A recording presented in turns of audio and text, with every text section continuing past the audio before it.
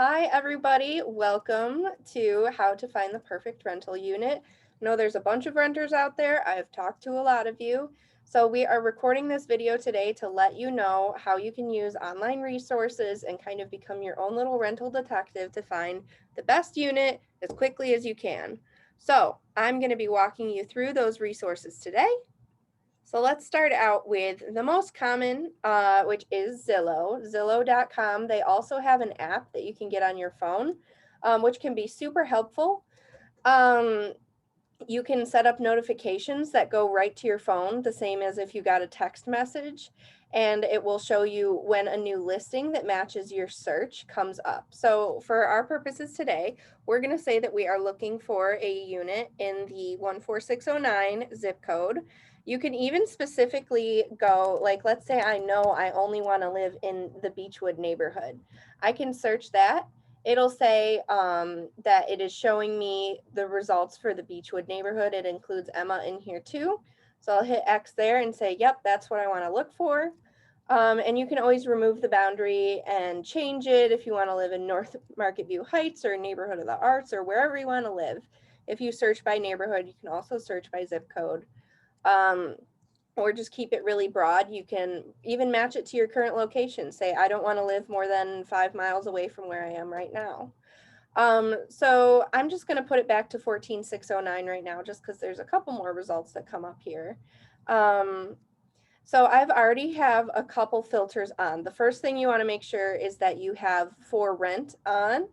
If you look at for sale, you will see homes for sale instead, which can be interesting. And if that's what you're looking for, then that's wonderful. You can also see homes that were sold recently and not even recently, like it goes back a very long time. So you can kind of see what the property values in your neighborhood look like. So now that we're on for rent, we can set our price range. We can set a minimum and a maximum. So if you take it off, it'll just show you everything. So see, this popped up 1.2, so $1,200 here and $1,100 here. But if you put a price range on, say, I know I'm not spending more than $1,000, you can set that in and it'll take away things that don't match to your specificities. The next thing you can do is bedrooms, if you want any, if you want at least two. Maybe you have some kids that it wouldn't be the end of the world if they shared a room, although it might feel like that to them, but you need at least however many bedrooms. You can save that in there, and again, it'll populate it. You can do home type. I recommend you just leave it because it's easy to weed that out. There aren't that many results that come up. And then you can get really, really specific with how big you want it to be. If you want it to allow pets, other amenities, if you want on-site parking. I would just recommend that you don't tab these, even if that is what you want, like you have a dog and you want to be able to bring them, just because if the lister doesn't specifically toggle that, yes, they allow dogs, then you could be missing out on a home that actually does allow dogs. So start broad. I would say the biggest thing, make sure your budget is correct and make sure the bedrooms that you want are correct. So then it will come up here. You can click on the listings and you can see they'll usually have who is owned by, what's happening. A lot of times there will be internal pictures of the unit, facts and features of the unit, when it was built, everything like that. And it will also tell you how to contact them. Don't just request to apply. These buttons right here, they just send automatically something through Zillow. So if that landlord isn't checking their Zillow or they have them on snooze, make sure you read the whole thing and you make sure you know how they expect you to apply. Because some will seriously say don't just ask a question or contact us through Zillow. Please call us at this number. Please send us an email to let us know if you want to apply. So that is the first one. And again, the last thing I want to show you is you can also save this search. So if I want to save a search, I can enter in my email or I can continue and link it with my Facebook. And it will actually send me an email every time a new property is listed that meets my criteria. So every time there's something under $1,000 with 2 bedrooms in this area, I'll get a notification. And you can do the same thing with the mobile app. It'll go right to your phone. And that's really helpful for knowing that you're going to be the first one to apply. That is how I found my apartment. It worked for me. I applied about an hour after a unit was posted, and the landlord responded to me and said, well, you were the first one who contacted me. Yeah, let's set up a tour. Next, let's get into these apartment listings through the Housing Council at Pathstone. So thehousingcouncil.org, and I will put all of these links in the description of the YouTube video, so don't worry about copying them down right now. You can see apartment listings on the Housing Council. They update them every week. So if you go to the apartment listings, it will give you a PDF. If you go to the library, let's say you have, Wi-Fi sometimes, but not all the time, it will generate this list for you. Here we go. And it will tell you what the structure is, how much it's for. A lot of times, if they're affordable units, you have to qualify, and the rent will be based on like a portion of your income. So let's say 30% of your income. So if I make $100 a month, then I'm paying $30 of my income. And you should also keep an eye on this over here. This will let you know if it is for seniors, for families, and they also have like, if they don't take pets or smokers or whatever. So this is a great list. If you go to the library, you can have them printed out for you. And there's always phone numbers right on here, so you can call them and get matched to them and find out about how to apply. So they're super long. The other thing I just wanted to mention, though, is that the Housing Council does not vet to make sure, like they don't physically visit them to make sure they're the best quality ever. So you're still going to want to check them out, and I'll let you guys know how to do that at the end. So next, one I like a lot is called gosection8.com. You don't have to be on Section 8 in order to qualify for these. See, it'll say here, no voucher necessary. So some of them are only for people who have a Section 8 voucher, but a lot of them they just accept Section 8, but there are other ones listed. So this one here, 1 bed, 1 bath, $625 a month. But you can generally find some more affordable units this way because they're landlords that have to keep them in good enough shape that the housing authority accepts the listing. So that's a good thing to know. And also the landlords, that they're like comfortable kind of going through the process, that they have to work a little bit harder to get their listings on here. So it kind of can, not always, but can speak to the quality of the listing. The next thing I just wanted to mention quickly is Trillium is one example, but there are a lot of housing services that actually prioritize people who fall into different categories. That can be your age, if you're over 55 or over 62. There's also an entire program for people who are living with AIDS or HIV positive. There's a program that they help you find a place to live. They work with you for first month's rent, security, and utility deposits, and the application process. And you end up paying 30% of your income in a month towards it, and the program pays the difference. So if 30% of my income is $200, but the rent is $500, then this program will pay that $300 difference. There's also people who are currently homeless, and I know that can sound like a stigmatized term, but if you are couch surfing, you can qualify for that. So that can apply to you as well. So not just that you don't have a place to sleep tonight, but if you're crashing with family or friends and need a place to be, then you can definitely qualify in that category. Now, the next one I wanted to bring to your attention is Facebook Marketplace. You can do the same sort of sorting that you do on Zillow. So you can put your maximum price. You can, that's pretty much it, is really just maximum price and then bedrooms and bathrooms. And then private room only if you want to have like a boarding room.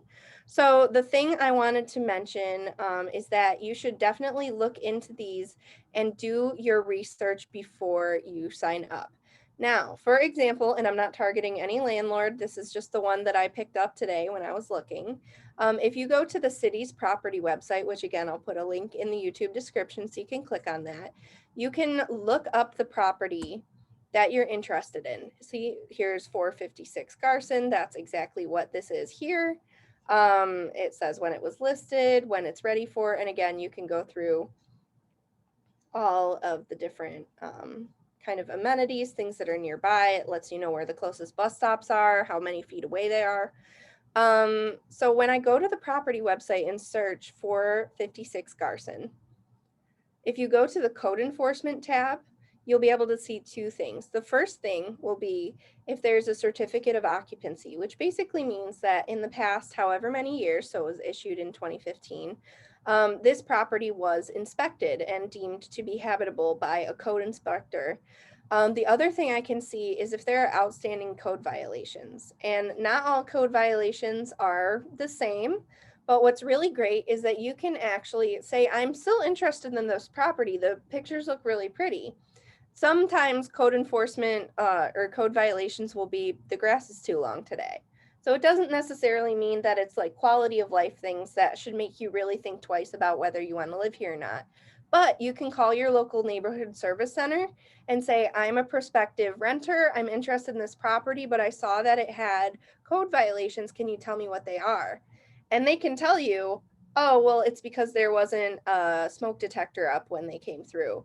Or they can say, yeah, it's because there's a giant hole in the staircase and you'll fall down. So that kind of helps you know what condition the property's in and the last time that someone from the city was in there. So I would definitely recommend doing that for any of these services, even Zillow, even the Housing Council, everything. You should definitely be double checking it through the property information website. The last thing I wanted to point out is Craigslist. You can pick how many miles you want it to be from a zip code.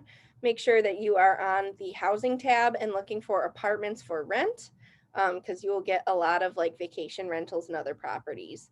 You can sort it by price. A lot of times people will put the price as $1 just so that it comes up soonest on that search. And it also has those tabs, but again, I would say click on it, look at what it is, where it is, how to contact it. And the same thing, you can look up the address in the property information website.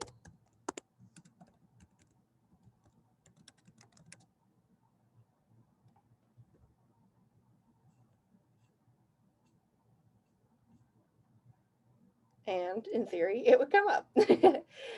This might be technically in Brighton. I think that's why it's not up there. So those are all the different websites that you can look through. Again, if you go to the library and say, this is what I'm looking for, they can definitely help you. If you find something you're interested in, have them print it out, take it with you, and make sure that you know how you are able to apply, because some only let you apply on a website like this, for example. So if that's the case, you want to make sure you fill it out while you have computer access. And if you're not that comfortable with a computer, the library is your best friend, I promise. But a lot of them you can just call the phone number and let them know. The last thing I wanted to let you guys know about before I turn it over for questions is a big cost that people don't necessarily think about in advance while they're looking for an apartment is, how much can I expect my energy bill to be? So in the city of Rochester, we pretty much always use Rochester Gas and Electric, or RG&E. And one tip that I will tell you that I learned the hard way is to just go ahead and either make sure you're going to read your own meter the day you move in, or pay the little, I think it's like a $15 fee to have a meter reader come out and do it for you, because I ended up paying the difference between the last time the last renter of the property paid a bill. So I accidentally paid $360 for 9 days of electricity, which we know there's no way it could have cost that. But I want you to not make the same mistake that I did. So something that you can do to kind of understand, how well insulated is this home? How expensive is it going to be to heat in the winter? Because I've definitely heard people saying they pay upwards of $200 or $300 or even more dollars a month just for their RG&E bill.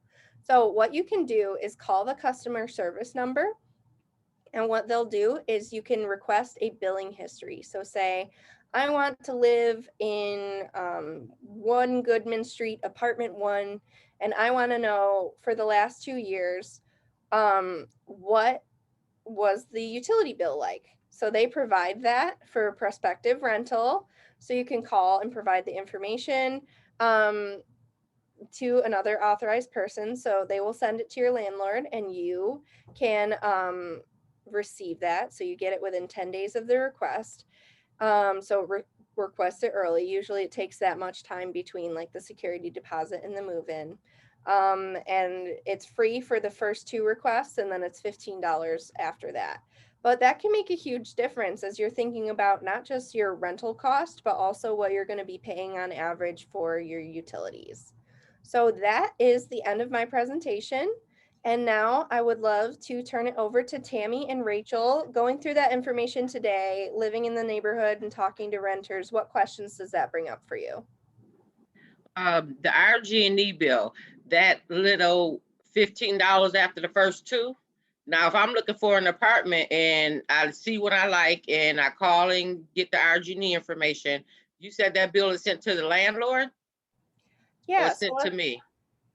so if you request it, they provide a 2-year history and they do give it to the landlord or another authorized person. So what you can do is ask the landlord to authorize you to receive the information, and then it will go directly to you.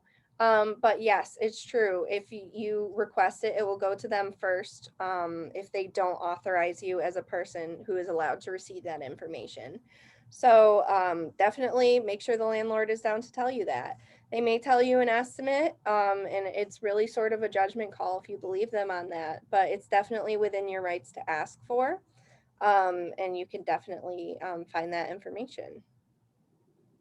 Okay, say if the landlord got multiple properties and he got several vacancies and other people are calling RG&E and then now he's getting billed $15 because it's been more than, is it per property or per person? It's per person. So unless he's making the request himself, he would not get billed $15 for you asking the question. So if I, Jenna, am requesting information about a couple different properties, I can get information on 2 rental histories for free. And then if I'm like, both of those sounded too high and I'm at my 3rd place trying to find out what the bills were like, then I would have to pay $15 for that information to be sent to the landlord. Okay, so the renter would have to pay. Yes, exactly. Okay, so they keep, RG&E keeps a record of who's calling and requesting Mm-hmm. that information. Okay. Yep, exactly. Sometimes they will tell you informally, but if you want the record to actually be published to you, then who's trying to get back on? Rachel got booted off. I don't see her yet, but we'll keep going. So, yeah, sometimes they will just directly informally say, yes, I can pull up the payments and I'll let you know that it's usually $90 or something like that in the month of August for the last 2 years. But if you want it printed out, it goes to the landlord. So, you're going to sit on customer service on hold for a while with our genie, but it can be really worth it to know that. So just kind of know what the flexibility in your budget is. If $100 up or down with RG&E makes a difference for you, which it would for me, I feel like it would for most people, then I generally think that it's worth the call. And you talk to your landlord about it and say, when's the last time that you insulated this place? Like, what can I be expecting to pay for heat? Yeah. Any other questions you had, Tammy? Yes, city code violations. Say I'm on section 8 and I look up the code violations and they're minor code violations like a grass, like you said, or smoke detectors or carbon dioxide detectors is not in the house, or a handrail on a staircasing, something like that. Can I contact the landlord and say, I know you have these violations. Are you willing to fix them to get section 8 approved? Yeah, so for Section 8 and DHS, the thing that they look for that disqualifies you from being able to make payments on your behalf. Hey, welcome back, Rachel. So the thing that discredits them are called interior health and safety violations. So if they're either exterior or not health and safety, so things like things that would make you more likely to fall if they know that there's lead paint that hasn't been, properly taken care of. Those are health and safety concerns that they won't make the payment. But If they are health and safety concerns, then yes, you can definitely let them know. You can even, when you call the neighborhood service center, like I said, ask what are they? So when you come back to your landlord and say, I'm on section 8 and because of these violations, I wouldn't be able to live here. But the violations are that, the landing on the staircase is broken or something like that. So you can let them know, and if they want you as a tenant, or if they just want anyone else who receives subsidized housing or whatever, just because they should care about their property and not want to get code violations, then that would be how they do it. And then they would reach out to the neighborhood service center and say, I fixed these, please have a code enforcement officer come out and look at them. Now, I know Section 8 looks at code enforcement profiles, but do DHS? Yes, so it's the same thing. If you have subsidized housing through DHS, you cannot have any interior health and safety violations. And if you already live there and the health and safety violations are found out while you're a tenant, they can stop or hold the payments until they're corrected. So you need to affirmatively argue that if your landlord were to try to evict you because you haven't been paying your rent, because DHS usually pays a portion, you can come to court and say DHS would pay my payments. They're being held because there are unsolved code violations. But in that case, you should definitely go to the Tenant Defense Project, which I'll also put a link for that in the YouTube description. Rachel, did you have a question?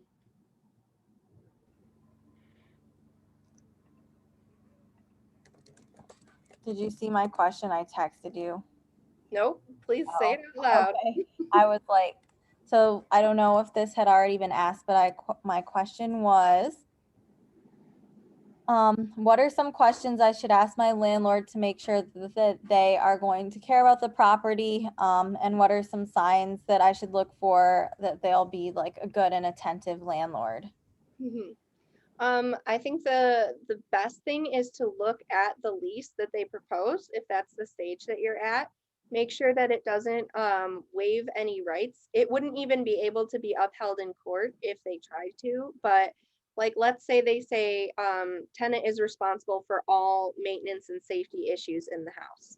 That is not legally a clause that they can put in it, but it may speak to the attitude they feel of once you move in, you get what you get, I'm done helping. So you want to make sure those things aren't in there. If they are, say, what does this mean?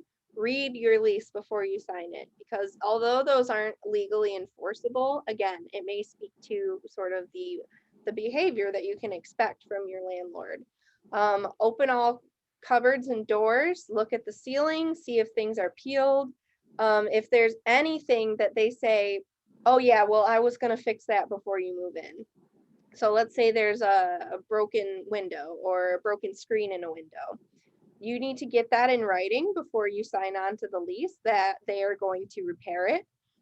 Because the assumption when you sign a lease is that you get the amenities as is that are included. So if they say, oh yeah, I'm going to get a fridge for you because this fridge is broken, you need to make sure you get that in writing before you sign, because that's just words. It's hearsay. It's not binding. And just as a general practice, you should get everything that your landlord says that they'll do, or any requests for things to be fixed in writing. So don't just have a phone call. Don't just, talk to them in person as they're passing and say, hey, excuse me, my lock is broken. Can you fix it? Because if you do have to get the city involved, you're going to want to be able to say, here's my paper or here's my email. On June 10th, I sent a request that this be fixed. It has been 2 weeks since then. They have not fixed it. I have made my best efforts and waited a reasonable amount of time.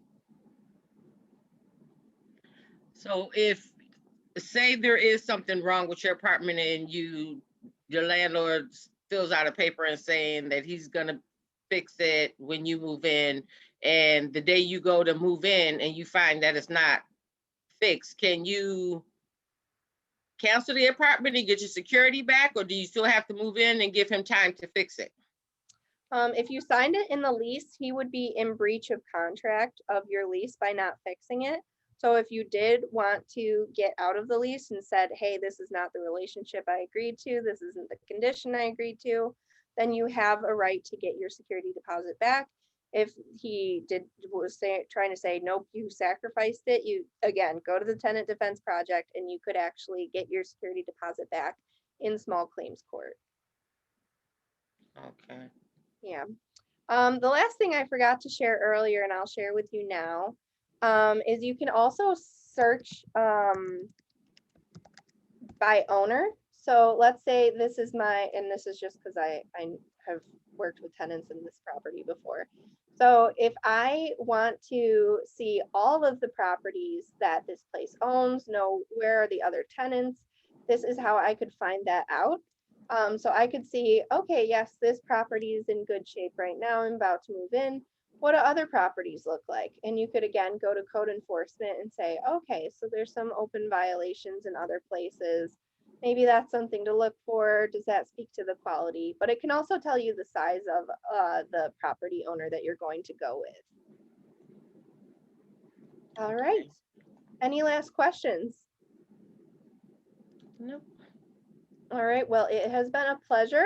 I am going to put my contact information in the description of the YouTube video. So if you have any questions, feel free to call. Again, just a disclaimer, I do not do direct placement, so I would not call a landlord for you and try to find you an apartment. That is up to you, but hopefully this webinar has given you the tools to do that. All right, take care, everybody.